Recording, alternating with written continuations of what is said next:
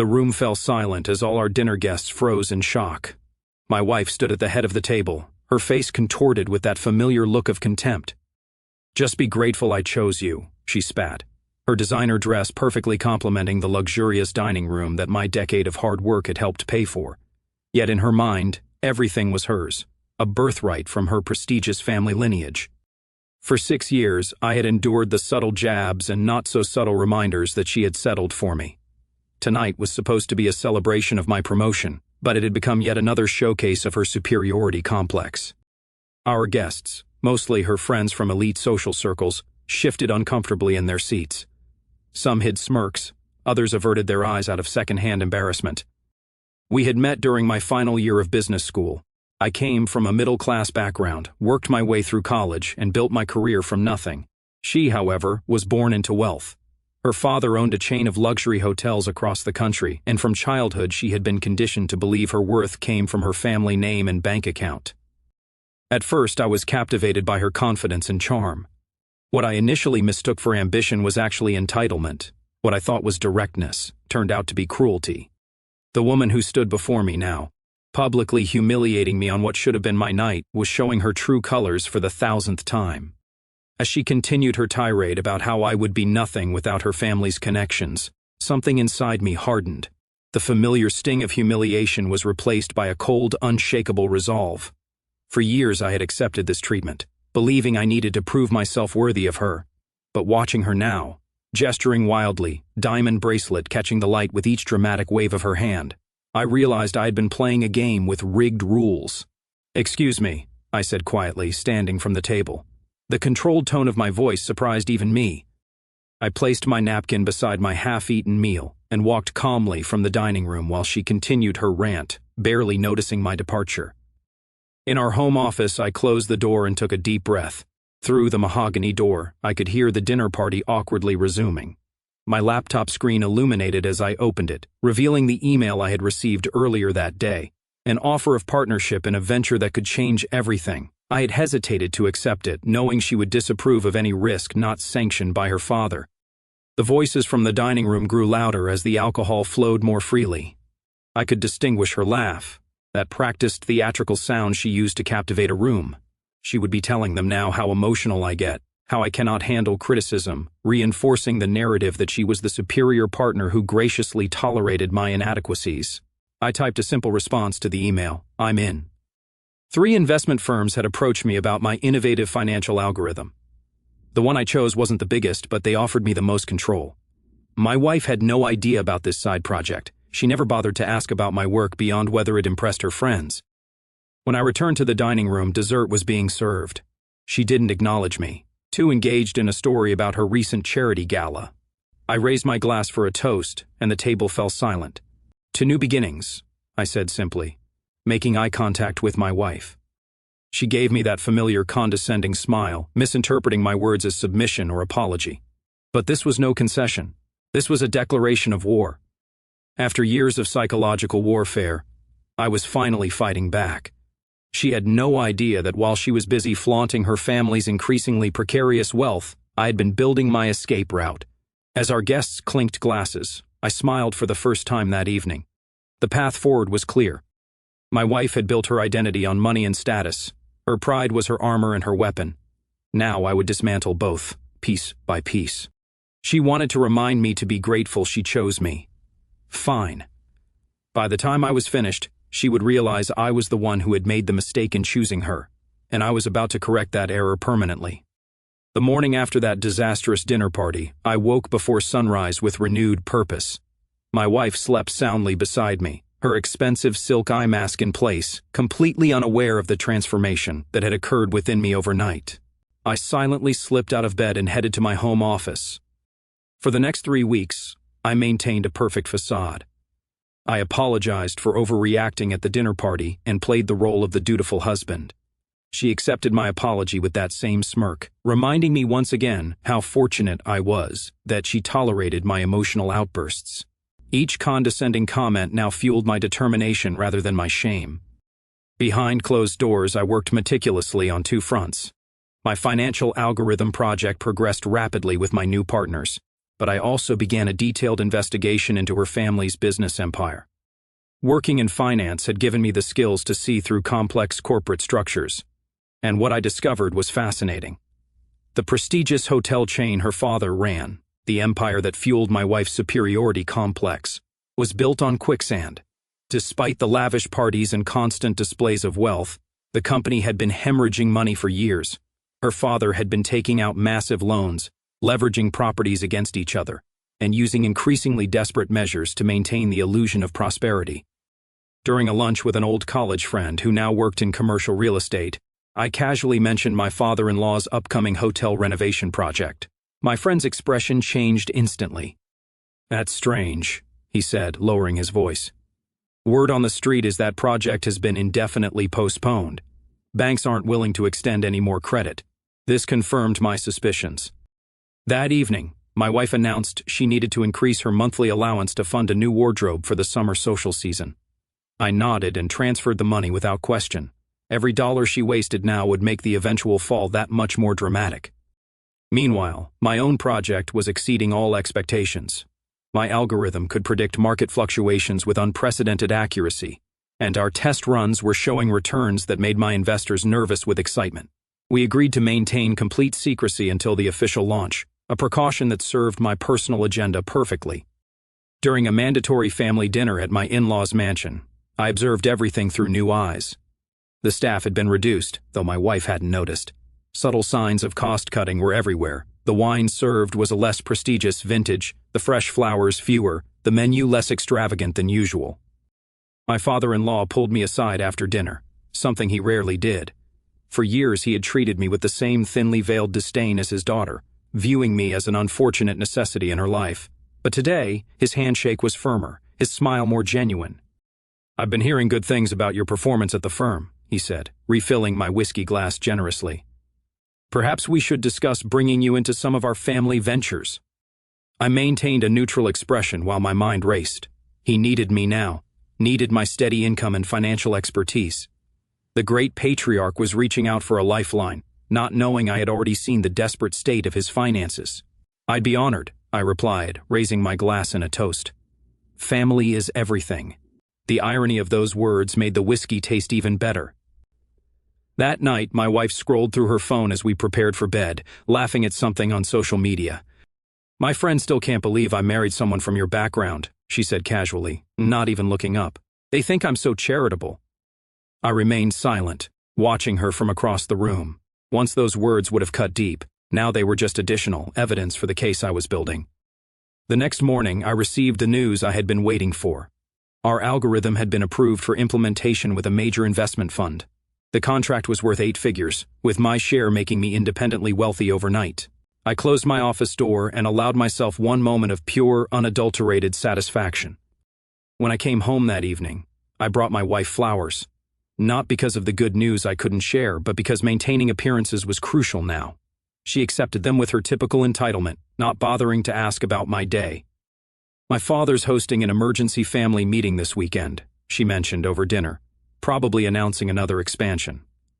"You'll need to wear the suit I bought you, the one that actually makes you look successful." I smiled and nodded, already knowing what that meeting would really be about. The empire was crumbling, and soon her pride would have nothing left to stand on. The emergency family meeting was exactly what I predicted, a carefully orchestrated performance designed to mask impending disaster. We gathered in my father-in-law's wood-paneled study, the room where he had once condescendingly offered me a position suitable for someone of my background when I first married his daughter. Today the powerful patriarch looked diminished. Dark circles shadowed his eyes as he explained that market conditions were temporarily challenging and certain strategic adjustments were necessary. My wife and her siblings nodded solemnly, interpreting this as normal business fluctuation rather than the beginning of the end. "We'll need to be more conservative with personal expenditures for the next quarter," he concluded, his voice firm but his eyes evasive. My wife immediately protested, "But the Hamptons house renovation is already scheduled, and I've committed to chairing 3 charity galas this summer." Her father assured her that maintaining appearances was essential, just be more selective about other expenses. I watched this exchange silently, noting how he couldn't bring himself to speak the truth, that their empire was collapsing like a house of cards. After the meeting, my wife was unusually quiet during our drive home. My father has never been cautious with money before, she mused, staring out the window at the passing mansions of her childhood neighborhood. For a brief moment, I glimpsed genuine concern in her expression. Not for her family's well-being, but for the potential threat to her privileged lifestyle. The moment passed quickly. By evening, she had convinced herself that her father was being unnecessarily paranoid. She proceeded to book an extravagant spa weekend with her friends, charging it to the premium credit card her father paid for. Meanwhile, my own project continued exceeding all expectations. The algorithm's performance, during the initial implementation phase, showed returns 40% above projections. My partners were ecstatic, already fielding inquiries from major financial institutions interested in licensing our technology. During a private meeting in a downtown high-rise, the lead investor slid a preliminary profit statement across the table. The figure at the bottom, my projected earnings for the first year alone, was more money than my father-in-law had spent on his daughter's ridiculously lavish wedding.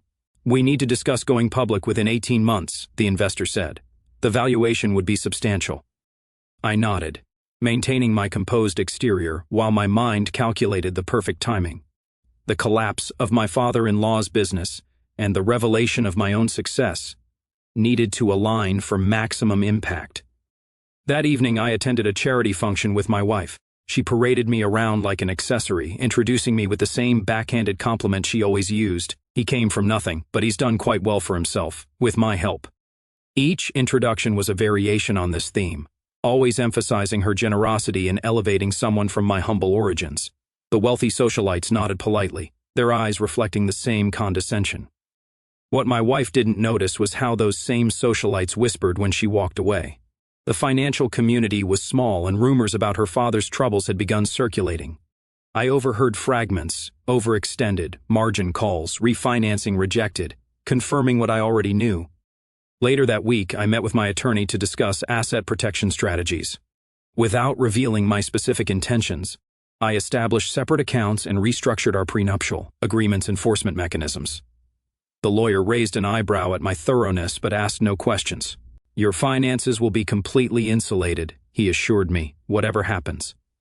10 days later, I received an unexpected call from my father-in-law, asking to meet privately for lunch. We sat at his club, once the pinnacle of exclusivity but now showing subtle signs of declining membership, empty tables that would have been booked months in advance just a year ago. "I've always respected your financial acumen," he began, the words clearly difficult for him. "The situation is more challenging than I indicated at our family meeting." I listened as he obliquely referenced temporary liquidity issues and restructuring needs, corporate euphemisms for catastrophic reality. What he wanted was clear: access to my income and connections to help prop up his failing businesses. "I'm confident things will turn around within 6 months, he concluded. "This would remain between us. Of course, my daughter doesn't need to concern herself with these matters." I nodded thoughtfully, letting the silence stretch uncomfortably before responding. "I'll need to review some documents before I can fully commit. Financial details, current debt obligations, collateral statements." The flash of panic in his eyes confirmed everything. He had no intention of showing me those documents because they would reveal the true extent of the disaster. "Of course," he agreed reluctantly. "I'll have something prepared." We both knew those documents would never materialize. As we parted ways, I shook his hand firmly and promised discretion. It was the last civil conversation we would ever have. That evening, my wife announced she had purchased a new sports car, an absolute necessity for her social standing. The irony was almost too perfect. While her family's financial house of cards trembled on the edge of collapse, she continued building her identity on quicksand. "You work so hard," she said momentarily, pretending to care about my career. "Don't you think you deserve to upgrade your car to something befitting your position, or at least the position you have thanks to my family's connections?" I smiled and declined politely, knowing that very soon our definitions of upgrade would be dramatically different. The email arrived at 3:42 a.m. I was already awake, unable to sleep with anticipation of what was coming. The notification illuminated my phone screen with a simple subject line: "Transfer confirmed." My partners had deposited my first major payment from our algorithm venture, a sum that instantly transformed me into a multimillionaire. I stared at the balance for several minutes, feeling a strange sense of calm wash over me. This wasn't just money, it was freedom. The chains of financial dependence that my wife believed she had over me were now definitively broken. Beside me, she slept soundly, her designer sleep mask covering her eyes. She had no idea that while she dreamed of her next social conquest, the foundation of her superiority complex was crumbling from two directions simultaneously. The morning news confirmed what my industry contacts had warned me about the previous day. The first public signs of her family's financial collapse had emerged. A business journal published an article questioning the solvency of her father's flagship hotel development, citing multiple sources who confirmed that contractors had not been paid for 3 months. My wife missed this news entirely, too busy planning an extravagant birthday celebration for herself. When I casually mentioned the article over breakfast, she dismissed it with a wave of her hand. "Jealous competitors spreading rumors," she said confidently. "Daddy always has people trying to tear him down. That's what happens when you're at the top." I nodded and returned to my coffee, hiding my satisfied smile behind the rim of the cup. The denial phase would make the eventual realization even more devastating. Over the next 2 weeks, I maintained my routine at my regular job while secretly meeting with financial advisors to structure my new wealth. I established a separate account at a different bank, set up an offshore trust, and began making strategic investments that would secure my financial future regardless of what happened next. Meanwhile, the dominoes continued falling for my father-in-law's business empire. 2 more negative articles appeared in financial publications. A planned hotel opening was postponed indefinitely. Rumors circulated that major lenders were calling in their loans. My wife remained oblivious, charging ahead with plans for her birthday extravaganza at the family's country estate.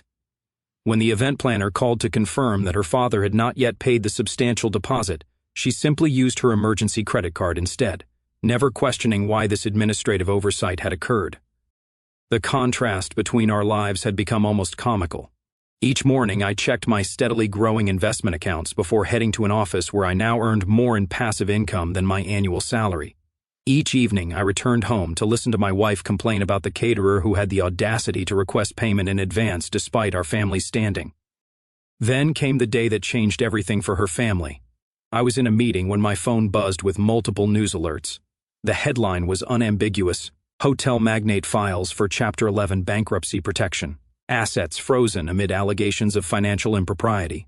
For a moment I considered calling my wife but decided against it. This moment deserved to unfold naturally. By the time I arrived home that evening, our normally immaculate living room looked like a hurricane had passed through it. My wife sat on the sofa, makeup streaked down her face, surrounded by shopping bags from her stress shopping spree, likely the last one her family would ever fund. "Did you hear?" she asked, her voice hollow. I nodded, setting down my briefcase. "I saw the news." "I'm sorry. Daddy says it's all a misunderstanding," she continued, desperately clinging to denial. "His lawyers will sort everything out in a few days." I sat beside her, keeping a respectful distance. "What did he actually tell you about the situation?" Her explanation revealed just how sheltered she had been from financial reality her entire life. She used terms incorrectly, misunderstood basic business concepts, and clung to the childish belief that her father's wealth was somehow immune to market forces. "The most important thing," she concluded, suddenly shifting her tone, "is that we present a united front. The social fallout will be brutal, but if we maintain appearances, we can weather this temporary setback." I nodded sympathetically, noting her sudden use of "we" now that she needed something from me. For years, her successes had been hers alone, her status separate from and superior to mine. Now, suddenly, we were a team. "Of course," I replied. "We'll get through this." She seemed relieved by my response, not detecting the calculated ambiguity in my words. For the first time in our marriage, she reached for my hand without any ulterior motive, genuine vulnerability breaking through her carefully constructed facade. For a brief moment, I almost felt sorry for her. Almost. The following days brought a parade of humiliations for my wife. Her credit cards were declined at her favorite boutiques. Friends suddenly had conflicts for previously accepted lunch invitations. The charity board she chaired quietly suggested she take a leave of absence. With each blow, she turned increasingly to me for emotional and financial support. The woman who had smirked, "Just be grateful I chose you," now worked to convince me of her genuine appreciation for my stability. The transformation was remarkable, from condescension to forced humility in less than a week. What she didn't know was that I had already set my endgame in motion. The final phase of my algorithm venture was launching the following month with an announcement that would send shockwaves through the financial industry. The timing couldn't have been more perfect if I had orchestrated her family's downfall myself. As she fell asleep that night, clutching my arm like a lifeline, I stared at the ceiling and allowed myself a moment of pure, unfiltered anticipation. She thought this was rock bottom. She had no idea how much further she had to fall. The transformation in my wife over the following weeks was both fascinating and pathetic to witness. The proud, imperious woman who had lorded her family's status over me for years now moved through our house like a ghost, jumping at every phone call, dreading each new headline about her father's spectacular financial collapse. More details emerged daily. What began as a simple bankruptcy filing evolved into a full criminal investigation. Her father had apparently been falsifying financial statements for years, using new investments to pay off old debts in a classic Ponzi scheme structure. The prestigious family legacy that my wife had weaponized against me was revealed to be built on fraud and deception. The social consequences were immediate and brutal. Invitations disappeared. Former friends crossed the street to avoid conversations. The elite social circle that had been the center of her identity now treated her as radioactive. Each exclusion was a dagger to her ego, each snub a reminder of how conditional that world's acceptance had always been. Through it all, I played the role of supportive husband perfectly. I listened to her tearful recriminations about fair-weather friends. I pretended to believe her assertions that her father was misunderstood, a victim of jealous competitors and overzealous prosecutors. I nodded sympathetically when she insisted their family would emerge stronger from this temporary setback. What I didn't do was offer financial assistance beyond our normal living expenses. I maintained the appearance of a middle-class professional with limited savings and high mortgage payments. When she suggested we help her father with legal fees, I gently explained that our finances simply wouldn't allow it. "But surely you have some savings," she pressed one evening, desperation clear in her voice. This from the woman who had once mocked my careful financial planning as thinking small. "We have our emergency fund," I replied calmly, "but that would barely cover a month with your father's legal team. And then where would we be?" The reality of financial constraints was entirely new territory for her. She had never before had to prioritize needs over wants or consider long-term consequences over immediate gratification. The learning curve was steep and painful to watch, though I can't pretend I didn't enjoy the spectacle. Meanwhile, my own financial situation continued its meteoric rise. Our algorithm was now being licensed by 3 of the largest financial institutions in the world, generating revenue that exceeded even our most optimistic projections. My partners were pushing for a public announcement, eager to capitalize on the publicity. I had negotiated for the announcement to coincide with a major financial conference the following week, one where I had secured a speaking slot that my wife knew nothing about. The timing was deliberate and perfect. At home, the shift in power dynamics became increasingly apparent. My wife, who once barely acknowledged my presence unless it was to criticize, now sought my approval constantly. She prepared dinners. She asked about my day with feigned interest. She even suggested we take a weekend trip to reconnect, something she had deemed beneath her when her social calendar was full. The most revealing moment came when she received formal notification that her father's assets had been frozen, including the trust fund that had supported her entire adult life. She collapsed at our kitchen island, the letter trembling in her hand. "What am I going to do?" she whispered, more to herself than to me. The genuine fear in her eyes might have moved me once, before years of her calculated cruelty had hardened my heart. I placed a comforting hand on her shoulder. "We'll manage on my salary. It won't be the lifestyle you're used to, but we'll be fine." The flash of horror that crossed her face at the thought of living on a mere 6-figure income was almost comical. But she quickly composed herself, reaching for my hand with a rehearsed smile. "You're right. Money isn't everything. We have each other." The words sounded hollow even to her, I suspect.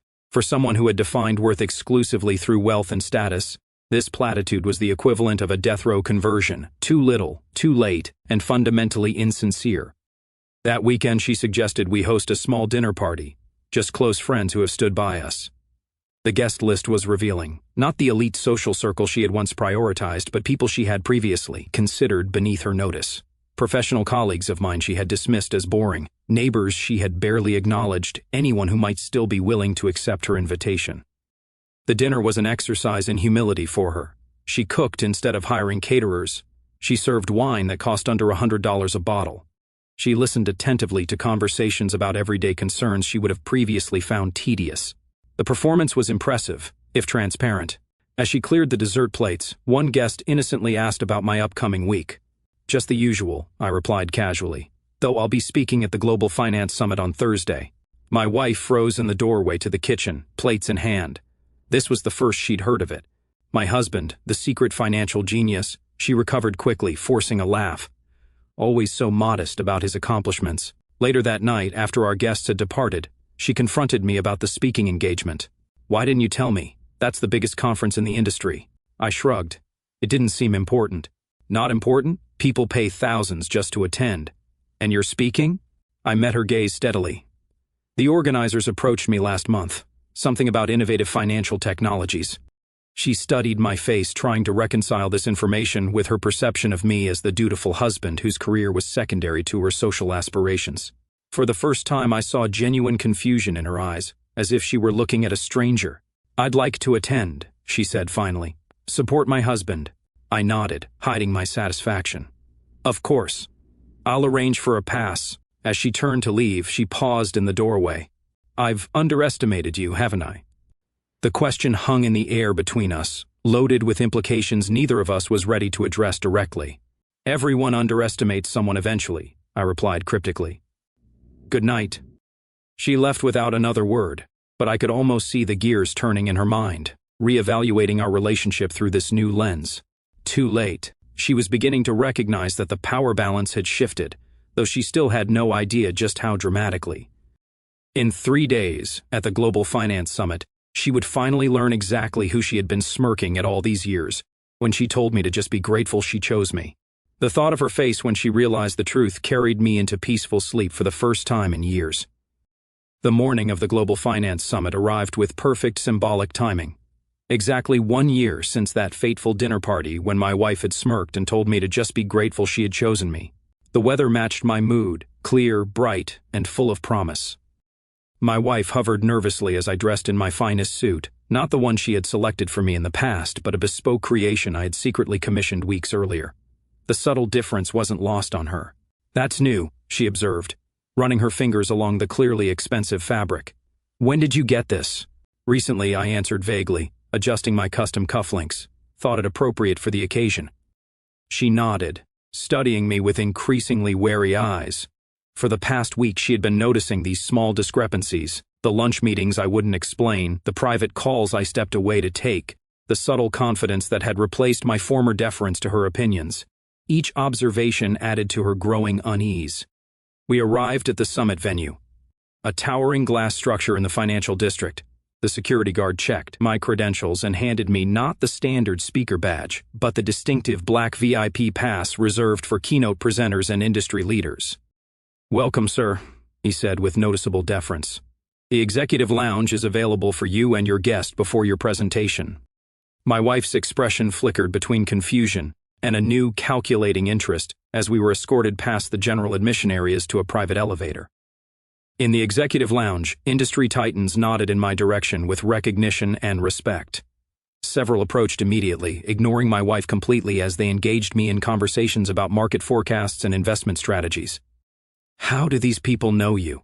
she whispered when we had a moment alone, her voice a mixture of accusation and dawning realization. "Professional connections," I replied casually, accepting a glass of champagne from a passing server. Before she could probe further, the conference director approached, clasping my hand enthusiastically. "Everyone's looking forward to your announcement," he said. "The rumors have generated quite the buzz. Trading volume is already up in anticipation." My wife stared at me with naked shock as he walked away. Before she could formulate a question, my phone buzzed with a text from my business partner. "Markets primed.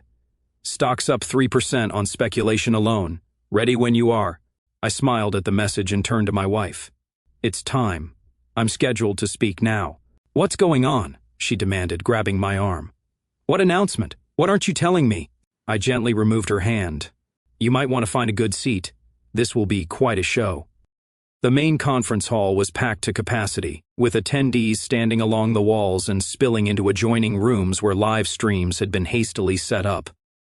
As I approached the stage, the crowd fell into an expectant hush. My wife sat in the front row, her face a mask of confusion and growing alarm. The introduction was brief but loaded with significance. The conference director described our algorithm as the most significant advancement in financial technology this decade, before welcoming me to the podium. For a moment, I savored the anticipation hanging in the air. My wife's wide eyes locked onto mine, seeing me truly for the first time in our marriage. "Good morning," I began, my voice steady and confident.